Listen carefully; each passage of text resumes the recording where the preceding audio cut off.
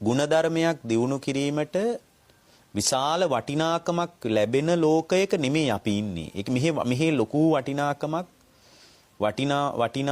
ආරෝපණය කරන්නේ නැහැ පින්වත්නි ගුණධර්ම වලට. ඒ කියන්නේ මේ සමාජයේ ගොඩාක් පිරිහිලා. ඒ කාලේ ගුණධර්මයක් දියුණු කරනවා කියනකොට ඒ සමාජයෙන් හරියට උදව් කළා. ඒ ගුණධර්මයේ පරිස්සම් කරගන්න. මෙහි ගුණධර්ම දියුණු කරනවා නම් විශාල මානසික ප්‍රශ්නයක් විදියට තමයි සැලකන්නේ. දැන් මට මතකයි මේ ළඟදී එක්තරා නෝනා කෙනෙක් හුඟක් උගත් නෝනා කෙනෙක්.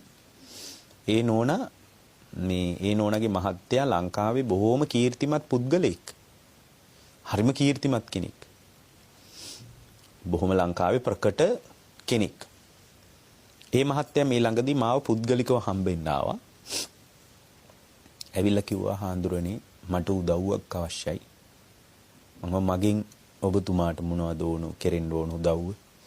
එතකොට මේ මහත්තයා මට කියනවා අපේ නෝනාගේ ටිකක් ඔළුව නරක් වෙගෙන එනවා දැන්.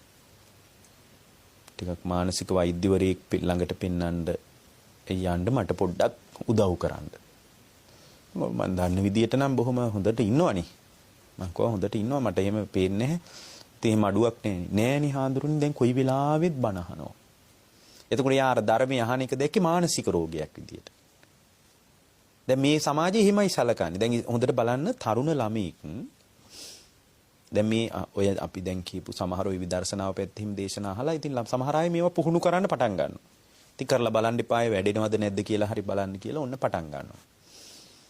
එතකොට දැන් කවුරු හරි කෙනෙක් එකපාර ධර්මී ඉන්නවා දැක්කොත් එහෙම දැන් හිතන්නකෝ වැඩියෙන් නිතර ටිකක් බණ භාවනා කරගෙන ඉන්න තරුණයෙක් දැක්කොත් එහෙම අපි අහන්නේ මේ එයාගේ ළඟ ඉන්න අය අහන්නේ කොහමද මේ ඇයි ඔයාට මොකක් හරි ප්‍රශ්නයක්වත්ද කියලා අහන්නේ ඔයාට මොකක් හරි ප්‍රශ්නයක්ද කියලා ඇයි එතකොට දැන් එයා හිතාගෙන ඉන්නේ මෙහි ඇති වෙන මේ ප්‍රශ්න වලට තමයි මේ කොයි වෙලාවෙත් ආගමික සන්දර්භයකට එකතු වෙන්නේ කියලා එහෙම නෑ පින්වත්නි අපි ඔක්කොම ලොකු ප්‍රශ්නයක ඉන්නේ එතකොට මේ ප්‍රශ්නෙට වෙන වෙනම ಗುಣධර්ම හදාගන්න අපිට වෙලාවක් නෑ එකක්.